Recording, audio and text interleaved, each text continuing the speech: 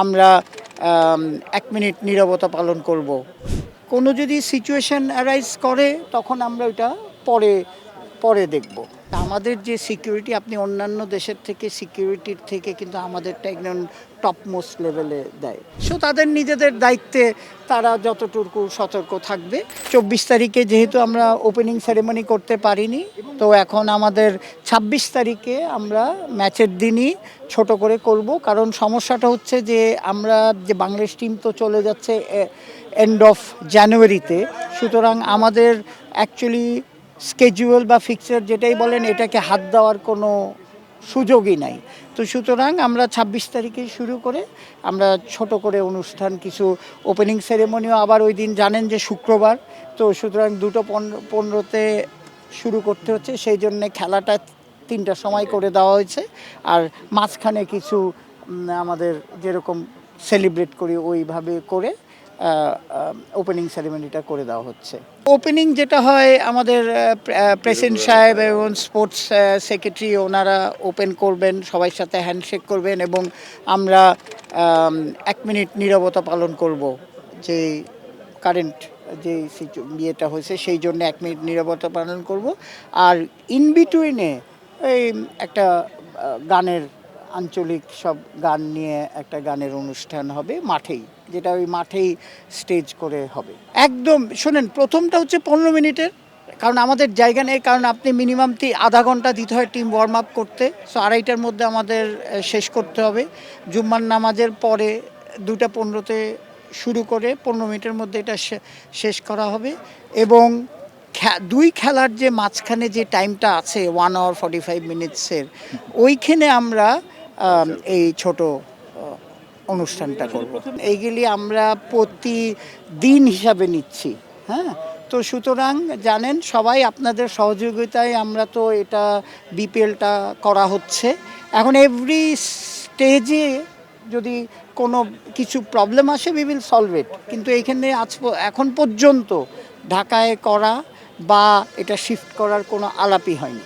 এটা আমি আপনাকে ক্লিয়ারলি বলে দিই যে আমাদের প্রোগ্রাম যেভাবে আছে সেইভাবেই হবে।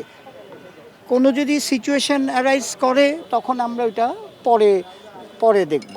দেখেন, আমাদের প্রথম কথাটা হচ্ছে যে আমাদের যে সিকিউরিটি, আপনি অন্যান্য দেশের থেকে সিকিউরিটির থেকে কিন্তু আমাদেরটা একদম টপ মোস্ট লেভেলে দেয়। তো সেই টপ মোস্ট লেভেলেই আপনার দেওয়া হচ্ছে, মানে এটার থেকে উপরে আরও দেওয়ার কিছু নেই।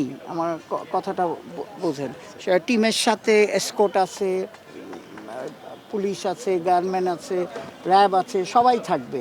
সো যেভাবে আপনার ইন্টারন্যাশনাল টিমের যেভাবে আমরা ম্যানেজ করি, এইটাও সেম লেভেলে ম্যানেজ করা হচ্ছে। পরিস্থিতি তো ওই রকম না। তো জিনিসটা হচ্ছে যে সবাই সবাই তাদের নিজেদেরও তো দায়িত্ব আছে। সো তাদের নিজেদের দায়িত্বে তারা যতটুকু সতর্ক থাকবে, কিন্তু আমরা আমরা আমাদের ফুল সাপোর্ট ওনাদের সিকিউরিটির ব্যাপারে, ইভেন নট উনি কমেন্টেটর, আমাদের টিভি প্রোডাকশন, ওনাদের সবাইকেই এক্সটেন্ড করা হচ্ছে। অ্যালেক্স মার্শালি আপনার বলে দিয়েছে যে এই ব্যাপারে আমরা জিরো টলারেন্স, এবং তার গাইডলাইন অনুযায়ী উনি একটা গাইডলাইন তৈরি করে দিয়েছে। এই গাইডলাইন অনুযায়ী আমাদের চলতে হবে।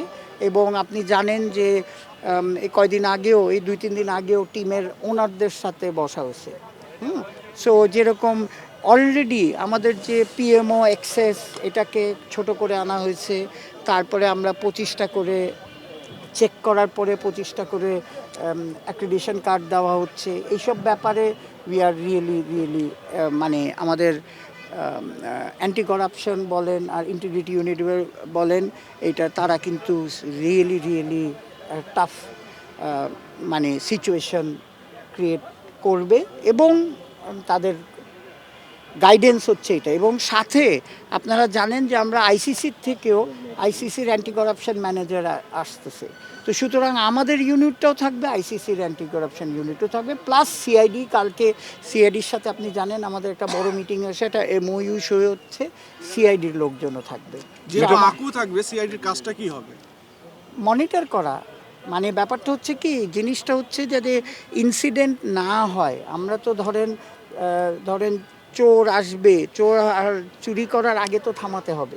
So that is the process what we are following, সারা ওয়ার্ল্ডে যেটা প্রসেস ফলো করে। মানে উনি যেটা বলতেছেন যে ইনভেস্টিগেশন করলে বার হয়ে আসবে, আসবে, আপনি দেখেন 15 বছরে এক্সপেন্স আর 9 মাসের এক্সপেন্স বা 6 মাসের এক্সপেন্স তো এক না।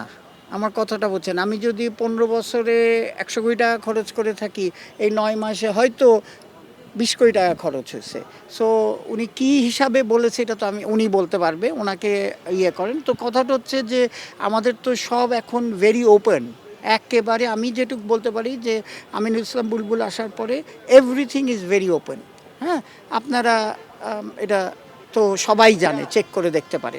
জিনিসটা হচ্ছে দেখেন যে তদন্তর কথা বলেছে উনি, ওই যেটা পূর্বাচল মাঠে আমাদের একটা ইনসিডেন্ট হয়েছে, হ্যাঁ, সো সেটার ব্যাপারে বলেছে উনি। হয়তো আমি জানি না, ওনারটা শুনিনি আমি, হয়তো উনি গুছিয়ে বলতে পারেনি যে কি ব্যাপারটা, ওটা ওনাকে জিজ্ঞেস করতে হবে। আমার জানা মতে আমি কোনো এই ওভারঅল কোনো তদন্ত কমিটি হয়নি, হ্যাঁ, যে হয়েছে শুধু পূর্বাচলের এই মাটি নিয়ে। So let me be very clear, উনি তো প্রেসিডেন্ট সাহেব হচ্ছে আমাদের মানে গার্জিয়ান। সো আমরা জিনিসটা হচ্ছে যে, বা উনিও আমাদের হেড করে, সো উনি নিশ্চয়ই এটা নিয়ে আলাপ করবে।